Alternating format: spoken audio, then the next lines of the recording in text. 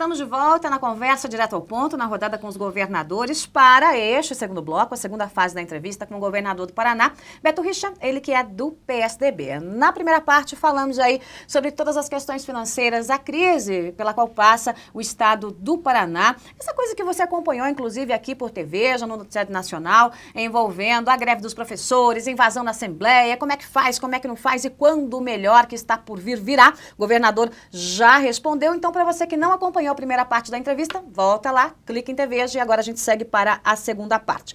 Governador, eu estive recentemente em Brasília e foi muito interessante porque dentro do Palácio, acabei descobrindo uma pesquisa interna que mostrava que a popularidade da presidente Dilma Rousseff estava em 7%. 7 pontinhos. 7 pontinhos ali. 7% da população dizia que a gestão de Dilma Rousseff era boa ou ótima. O pessoal contestou, o que é isso? Imagina, veio a pesquisa CNT agora recentemente, que somando bom e ótimo dá 7,5%, isso nos 3 primeiros meses. Também teve pesquisa recente em que mostrou uma queda muito grande na sua avaliação, na sua popularidade, né? O senhor é um governador hoje que é contestado pelo funcionalismo, pelo que já conversamos no primeiro bloco, e por parte da população.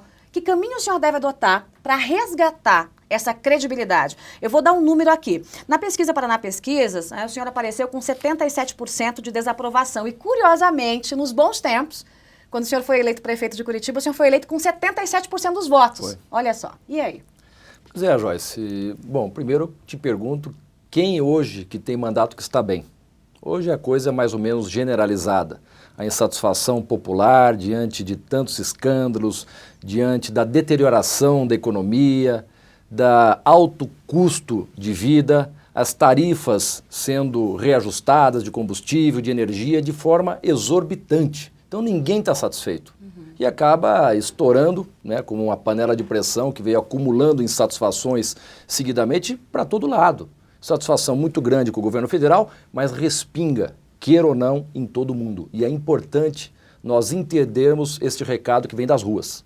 População indo às ruas, reclamando, aumento de tarifa de ônibus, aumento dos impostos, a falta de postura adequada dos políticos, cansados e fartos de tantos escândalos e denúncias, corrupção o tempo todo. Então, é importante entender esse recado e nós buscarmos uma nova relação com a população. Mais proximidade, mais transparência, mais franqueza e sinceridade.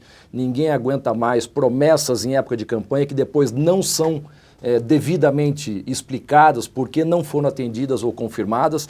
Então, isso tudo acaba acontecendo. Agora, Joyce, falar em servidores e insatisfação. Os maiores aumentos salariais foi no meu governo que foi concedido aos servidores. Agora, como é que eu vou te dar um exemplo. Respondendo a minha pergunta, como é que o senhor vai recuperar a sua credibilidade, governador? Eu chego lá. Quando eu fiz a chamada para um concurso público de contratação de policiais militares, para te mostrar que o salário é atraente, sabe quantos inscritos nós tivemos? 124 mil inscritos vindos de várias partes do Brasil. Se não me engano, para é o ingressar segundo na maior Polícia salário Militar do país, só perde para Brasília. Tá, acho que entre os 3 maiores. De Brasília é uma situação atípica, porque o governo federal também comparece ali numa parceria. Né? Então, os maiores aumentos salariais para os funcionários fui eu que dei. Agora tem um limite. Nós estamos com a folha carregada, isso penaliza a nossa economia do governo, então nós temos que recompor essa situação, mas sem jamais querer mexer em direitos conquistados pelos servidores. Isso está fora da pauta, até para tranquilizar a todos. Agora, os sindicatos, boa parte deles são ligados a um partido que é o nosso adversário, e que por mais que você faça, eles tentam dizer para os professores ou para as suas categorias que não é bem assim. Né? Pintam nós como se fosse o diabo. Então, insuflando greves, manifestações contra a gente, temos visto aqui em São Paulo, em outras partes do Brasil, não é diferente. Agora, como é que vamos recuperar isso? Como eu sempre fiz. Eu sempre gostei muito e tenho disposição para trabalhar, fazer acontecer e sempre fui um político muito acessível. Converso com todo mundo, dou explicações, gosto de andar pelas ruas, inaugurar obras, lançar programas e essa nossa movimentação, certamente, com a retomada das obras, a situação do caixa do Estado melhorando, que fatalmente vai melhorar, pode esperar que esse problema da popularidade vai ser rapidamente resolvido. Eu lancei um programa no início do governo, porque logo que assumi em 2011, comecei a andar pelo Estado. Eu fiz isso na Prefeitura de Curitiba, que me deu uma aprovação recorde, todas as pesquisas, fui apontado o melhor prefeito do Brasil, porque eu fazia audiências públicas. Eu conversava com a população, dava o direito do cidadão poder definir o seu futuro, poder chegar no seu prefeito e reivindicar, reclamar, criticar. As críticas fazem parte, são muito bem-vindas, até para a gente aprimorar esta relação com a sociedade. E isso me deu a maior votação da história de Curitiba na reeleição, com 77,27% dos votos. E ao assumir o governo, fui no município, no outro, em especial os menores, e fiquei espantado ao ouvir da população, inclusive do prefeito, que há décadas não recebiam a visita de um governador. E eu vi ali o entusiasmo e o carinho com que eu era recebido. Aí eu lancei um desafio de ser o primeiro governador na história do Paraná a, durante o mandato, estar presente nos 399 municípios do estado. Isso foi no meu programa, lá no Paraná. E o senhor fechou o primeiro mandato cumprindo os 399 municípios. Os 399, com um ano de antecedência até. Tanto que eu gostei disso, muitos municípios eu fui mais de 2, 3, 6 vezes. Cidades polo do estado foram dezenas de vezes. Então esse contato popular, aliado à melhoria das condições do estado, financeira, as obras acontecendo no ritmo que aconteceram nos 4 anos, fatalmente a situação melhora. Mas também, Joyce, o meu primeiro compromisso é ser um governante responsável, fazer o que é importante para o Estado. Óbvio que ninguém gosta que mexa impostos, que recompõe algumas alíquotas. Isso, mexer no bolso, todo mundo reclama. Mas era necessário, inadiável essas medidas para enfrentarmos esse período de crise e rapidamente sairmos dela. E volto a insistir, não há nenhuma aberração nessas mudanças que fizemos. É tudo dentro da média do que é praticado no Brasil. IPVA, por exemplo, estamos ainda abaixo de São Paulo, Rio e Minas Gerais. Mas o ajuste foi gordo, hein? O reajuste foi, mas ainda estamos 40%. Abaixo, porque estava defasado. Estava defasado, subimos de 2,5% para 3,5% a alíquota do IPVA, que começa a entrar agora no Caixa do Estado no mês de abril. E olha, a história da popularidade, resumindo, até pode oscilar.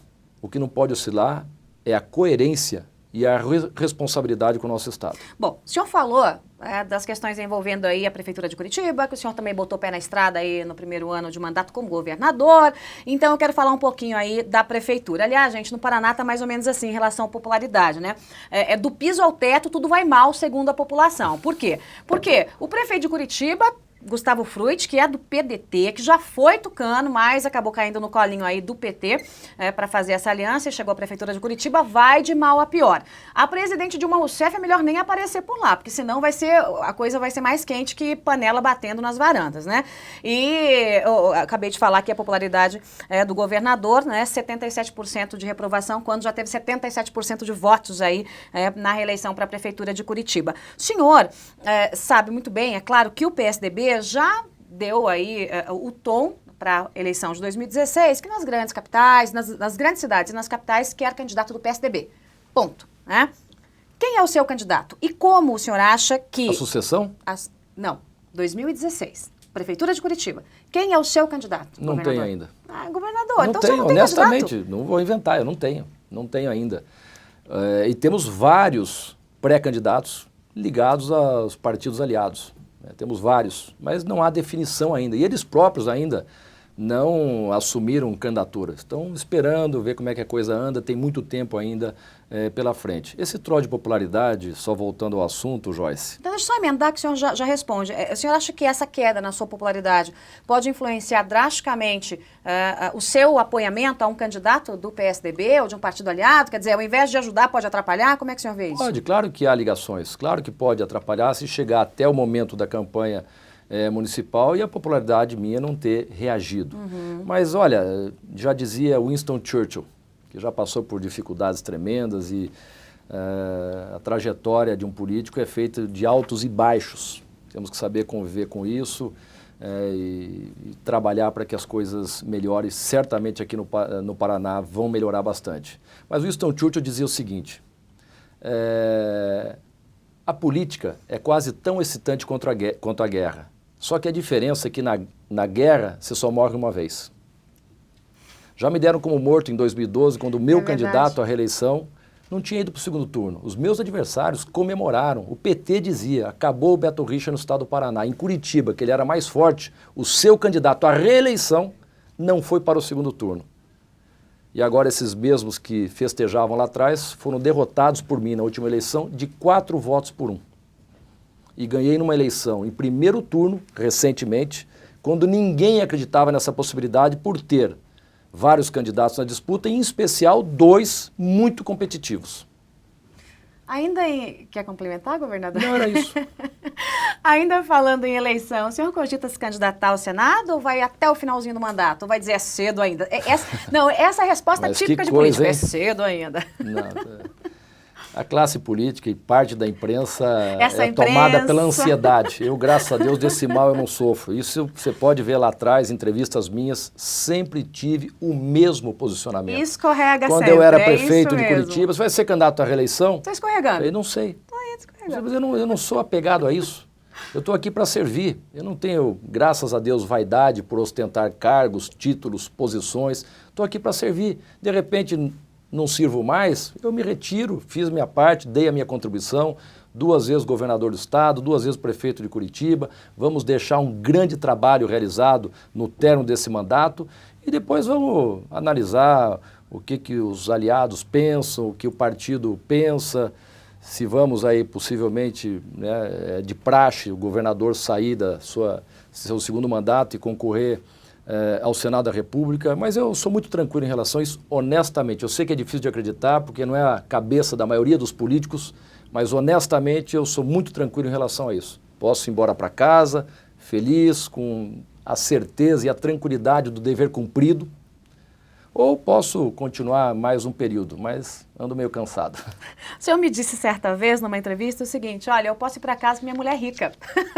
Não, falei Lembra-se disso? Foi exatamente isso. Era uma entrevista na Band News. Posso me aposentar, Joyce? Isso acabou virando, foi num tom de brincadeira, obviamente, né? Isso acabou aí caindo nos blogs. Mas a lógica é a mesma? E a política também acaba te demandando um esforço tremendo, uma dedicação exclusiva. Você deixa a tua vida pessoal, tua privacidade de lado, o convívio que você gostaria de ter em maior amplitude com a sua família acaba sendo penalizado também, então isso tudo vai pesando, né?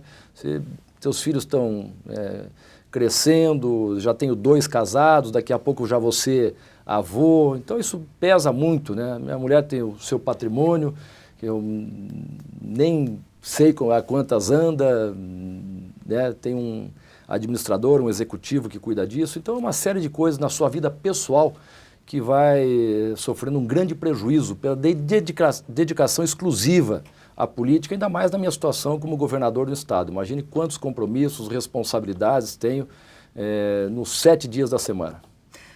Ainda sobre as questões envolvendo a política, a gente acompanhou recentemente o maior protesto da história do Brasil, um dos maiores do mundo, que foram os mais de 2 milhões de brasileiros que tomaram as ruas do país, 1 milhão só aqui em São Paulo, no Fora Dilma, muitos pedindo impeachment. Recentemente o senhor fez inclusive escreveu um artigo, se não me engano, publicado na Folha de São Paulo, em que o senhor dizia o seguinte, olha, o impeachment é uma coisa muito drástica, mudou de lá para cá, hoje o que a gente tem uma popularidade lá embaixo da presidente Dilma, metade do que tinha Fernando Collor de Mello, 6 meses antes de iniciar o processo de impeachment, a gente vê que a presidente não reage, quanto mais tentar consertar, pior fica. Qual é a sua avaliação em relação a isso? Porque é uma divisão dentro do PSDB. Alguns querem um discurso mais duro, como o próximo discurso do DEM, por exemplo, e outros aí um discurso mais ameno. E o senhor, governador?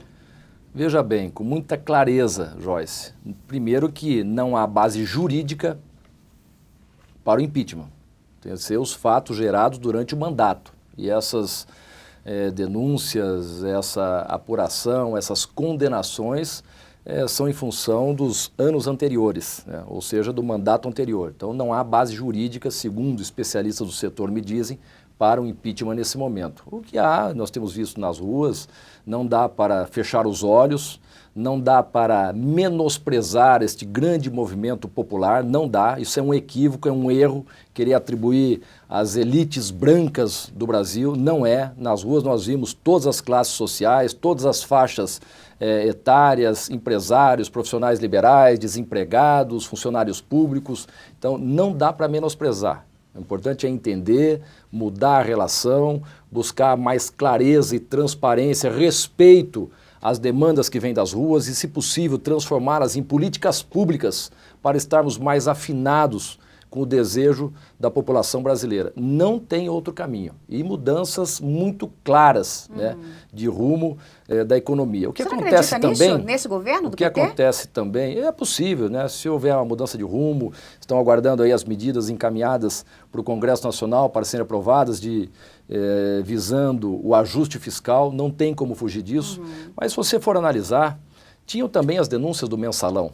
E o Lula passou ileso por isso, porque a economia ia bem. E hoje a mesma sorte a presidente Dilma não teve. Porque hoje tem as denúncias do petrolão e a economia deteriorada. Isso pesa muito no humor da população, todos nós sabemos. Governador, o senhor já teve aí uma relação muito boa com a presidente Dilma Rousseff. Tinha até um chamego aí com a presidente, né? Ia lá, conversava com ela, tomava cafezinho, era aquela coisa toda. Como é que está a relação hoje? Eu sempre tive facilidade de me relacionar com todos, sejam aliados, sejam adversários, porque existe respeito. Muitas vezes, do outro lado, o mesmo não acontece, mas da minha parte, jamais falto com respeito, nunca fiz campanhas de baixo nível, campanhas atingindo a honra do adversário ou dos seus familiares, pior ainda. Então, esse meu estilo facilita o entendimento.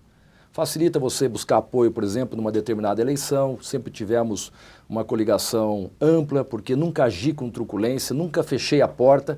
Isso, eu tinha uma boa relação também, quando prefeito de Curitiba, com o presidente da República. E a Dilma, a presidente Dilma, sempre me tratou com muita cordialidade. Ela teve acho que umas 8 vezes no Paraná. E eu podia perceber, e eu não sou um político de ficar me enfiando para aparecer na foto, buscar o microfone, eu fico sempre na minha. E ela sempre fez questão de me prestigiar, puxar ao seu lado, no deslocamento para o evento, no seu carro, ao seu lado. E sempre tivemos conversas boas, amistosas. E eu já pedi uma audiência, que vou reforçar nesta semana, para conversarmos de assuntos de interesse do Estado do Paraná. E eu sei que ela vai me atender e eu vou buscar agora, nesse segundo mandato, ter uma relação institucional, uma parceria republicana, como não tivemos no primeiro mandato. E eu acredito que isso é possível.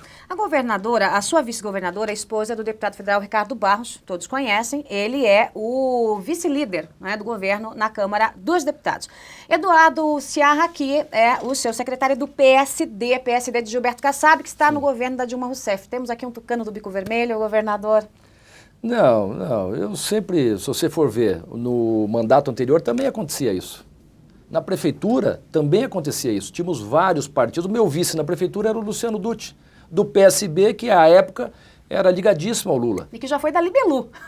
O Luciano Dutti da Libelu. Então, não há problema. É importante termos uma coalizão de forças, né, que garanta a governabilidade. Senão você não consegue governar. Agora mesmo na eleição, boa parte dos partidos que estavam conosco na coligação são partidos que, no plano nacional, apoiam o governo federal. Então, não vejo problema algum nessa situação. Ao contrário, isso pode facilitar uma aproximação e um entrosamento desejado para que possamos trazer mais benefícios e investimentos ao Estado do Paraná. Governador, para a gente caminhar para o fechamento, todo mundo na família tem alguém que faz besteira. É um primo, um cunhado, um sobrinho. Recentemente teve um escândalo envolvendo o seu primo, Luiz Zabi.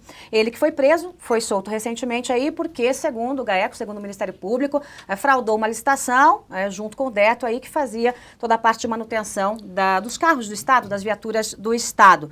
Como é que é isso, governador? Olha, Joyce, eu não posso responder pelo erro de ninguém, né? Você mesmo disse, seja parente, seja irmão, seja amigo, alguém que tenha relação social. O Luiz é um parente distante, mas tinha uma relação comigo de fato, não vou deixar de reconhecer. E esta prisão, segundo vários advogados colocaram, não existia sentido. Foi um serviço emergencial de conserto de viaturas na cidade de Londrina, porque nós mudamos o modelo de gestão de manutenção da frota do Estado. Eram várias oficinazinhas, funcionavam boa parte delas como uma máfia, cobravam por serviços ou troca de peças, uma exorbitância. Então resolvemos fazer uma gestão da frota e daí contratarmos oficinas regionais para o atendimento às necessidades do Estado. E como tinha uma outra oficina lá que tinha problemas, nós fizemos um emergencial, a Secretaria de Administração, não só lá, em outras regiões do Estado também, que já está para acabar. E agora, a nossa ideia é transformarmos das 37 oficinas para 300 oficinas em todo o estado do Paraná. Mas os serviços prestados em Londrina, segundo as informações que tenho, reduziu em 11% o gasto do governo, que ainda não receberam também, ainda não receberam. E, segundo os advogados, não há ilícito nenhum no que aconteceu, embora eu reprovo. Pela informação, então, que o senhor teve, o seu primo Lisabi não fraudou a licitação? Não, não fraudou. Foi um serviço emergencial autorizado pelo Tribunal de Contas. Serviço emergencial autorizado pelo Tribunal de Contas. O que acontece, então, governador? Perseguição do Ministério Público ao senhor? O que acontece? É o GAECO? Tem alguns promotores que têm sido muito raivosos, feito declarações que atingem o meu governo, que eu não posso aceitar esse tipo de declaração. Inclusive, estou representando hoje no Ministério Público a minha insatisfação por algumas declarações maldosas e exageradas de alguns promotores. O Luiz Abi, o senhor disse, é um primo distante, um parente distante, mas, assim, as pedras do Palácio Pelo sabem Código que ele... Civil é o 7º grau. 7º grau, mas até as pedras do Palácio sabem que ele privava da sua intimidade, né? Era alguém que fazia parte ali da sua intimidade. O quanto isso arranha a sua imagem, governador? Ou o senhor acha que não? Então vai ficar tudo provado, ele é inocente, acabou? Esclarecidas as coisas, rapidamente se recompõem. Claro que me atinge, claro que me atinge. Muitas pessoas, alguns veículos de comunicação fazem questão de associar a mim essa situação, mas isso vai ser esclarecido. Eu tenho a minha vida reta, é um livro aberto, tenho já praticamente 10 anos entre prefeitura e governo do estado sem nenhuma denúncia, nenhum escândalo. Todos sabem que eu sou intolerante com desvio de conduta, com corrupção e vou agir sempre assim. Problemas, tem lá uma investigação da Receita do Estado também. Sim. Problemas que da os fiscais Receita estariam mordendo aqueles devedores do Estado da seguinte forma: você me dá uma propininha aí e eu escondo a sua dívida colar. Era isso. Em que Estado não existe isso? Agora, o tempo todo nós combatemos esta prática. O tempo todo. Já tivemos, nos 4 anos anteriores, 12 fiscais demitidos por investigações que comprovaram atos ilícitos. E agora pedir de novo um acompanhamento muito próximo e rigoroso da Controladoria do Estado, junto com a Secretaria da Fazenda, para levantar todos os fiscais do Estado que tenham processos administrativos de qualquer nível, de qualquer ordem, né? Sendo investigados ainda ou não, os que foram condenados ou não. Quero ter o levantamento preciso da situação de cada fiscal do Estado do Paraná. E você sabe, já conversamos no passado, o quanto eu combato esse tipo de prática. Alguns até chegaram em mim. Governador, eu recebi a visita de um fiscal que foi lá me achacar. Sabe o que eu falei para ele na hora? Estou aqui à disposição. Coloco agora, e já fiz isso algumas vezes, o delegado-geral da Polícia Civil, para nós darmos um flagrante na hora que esse fiscal voltar ao seu estabelecimento e prendê-lo em flagrante. Poucas pessoas até concordaram. Na hora final de fazer o flagrante, elas desistem. Falei, por que você vai desistir? Eu te ofereço a proteção. Enquanto o senhor estiver no governo, depois que o senhor sair, a instituição acaba comigo. E as pessoas não têm coragem de fazer o flagrante. Então, é um trabalho difícil, mas nós estamos combatendo e vamos ainda buscar novos mecanismos para, de fato, coibir ao máximo esta prática que já vem há anos, já vem há décadas e em todas as partes do Brasil. Para fechar, governador, o senhor então coloca a mão no fogo pelo Luiz Abi. Posso dizer isso? Eu não posso colocar a mão no fogo por ninguém, Joyce, por ninguém. Eu respondo pelos meus atos. E se alguém deve, que seja responsabilizado pelos seus atos, eu sempre tive esse posicionamento. Seja aliado, seja adversário, quem deve, tendo indícios fortes que se abra investigação e havendo a responsabilidade que sejam punidos. E por que o Ministério Público estaria perseguindo o senhor? Quer dizer, assim como há um braço da oposição dentro dos sindicatos, também haveria dentro do Ministério Público? Tem fortes ligações ali políticas de alguns do Ministério Público, isso ninguém duvida, né, com o governo anterior. Vamos mudar de assunto, falar de coisa leve para fechar. Governador, o senhor é um homem que gosta de esportes, todo mundo sabe disso. Anda de bicicleta por Curitiba à noite, gosta de praia, gosta de sol, anda treinando muito, gosta de correr. Encontrei com o senhor em Brasília, o senhor estava chegando do hotel, tinha acabado de correr um pouquinho, anda treinando muito, governador. Tem tempo para isso? Nos últimos tempos, não. Faz um mês que eu não consigo Vai fazer engordar, nada governador, em função dessas dificuldades. E até as dificuldades me fizeram emagrecer, ao contrário. Mas eu sempre gostei muito de praticar esportes, atividade física, isso para mim não é nenhum sacrifício. Não faço mais porque não tenho tempo, né? Os compromissos me impedem de eu poder, né, fazer aquilo que gosto em relação a esportes. Mas desde criança meu pai sempre nos estimulou, a mim e aos meus irmãos, a praticar esportes. Eu já fiz beisebol, nadei por muitos anos, futebol era a minha paixão, depois que quebrei o tornozelo não posso mais, mas era diário o joguinho de futebol com os amigos, enfim, automobilismo, tênis, eu adoro muito esporte, academia. Aprendi há pouco tempo a correr também, fiz algumas corridinhas de 5 quilômetros, né? Mas ainda não consegui. É competitivo, governador? Quer ganhar sempre? Eu fiz na praia lá em Guaratuba, até para prestigiar o evento, organizado pela Polícia Militar em um veículo de comunicação, os 3 últimos anos. Consegui nesse ano baixar 1 minuto meu tempo. Já fiquei feliz. Muito bem, governador. Governador, em meio a tudo isso que está acontecendo, as crises que nós conversamos aqui no Estado, essa coisa toda que o senhor disse, olha, tem dedo político e da oposição nos mais diversos setores, até mesmo naquele que é o grande advogado do Estado, segundo o senhor disse, o próprio Ministério Público.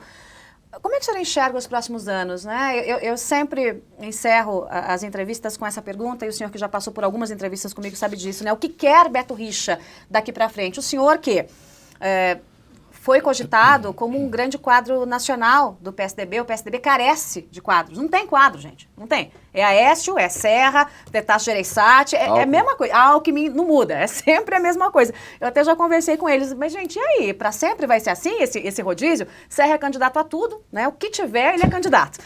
Em relação à presidência da República, a gente deve ter aí, obviamente, o Aécio Neves disputando a próxima eleição, ainda que nos bastidores sempre fica aquela coisa, vai ser o Aécio ou vai ser o Alckmin, porque o Alckmin também está indo muito bem, obrigada, aqui em São Paulo, ele tem sorte, choveu, né? São Pedro ajudou o Alckmin, mas o senhor foi citado mais de uma vez como esse nome jovem que poderia aparecer como essa figura nacional. E aí, em meio a tudo isso, tem todo esse abacaxi aqui que a gente descascou durante essa entrevista. O que quer Beto Richa? O senhor pretende dar esse passo nacional? O senhor tem esse desejo, tem essa vontade?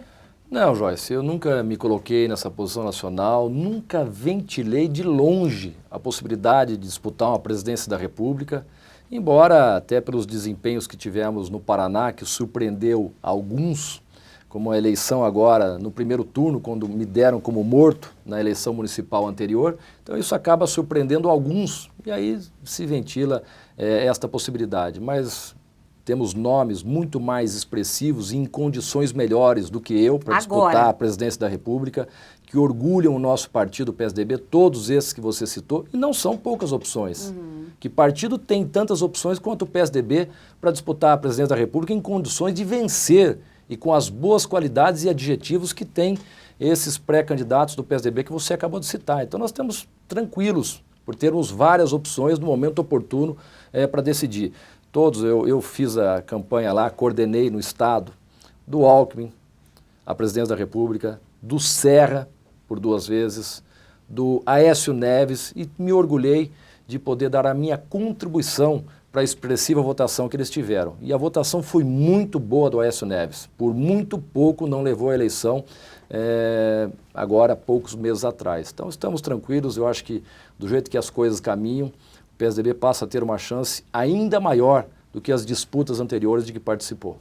E daqui a alguns anos, governador? Não tem o desejo aí, não? O senhor já falou assim, eu penso em parar às vezes, me aposentar. Não, tem não? Não, tenho pensado seriamente em parar, acho que já dei minha contribuição, cuidar um pouco da vida e da minha família.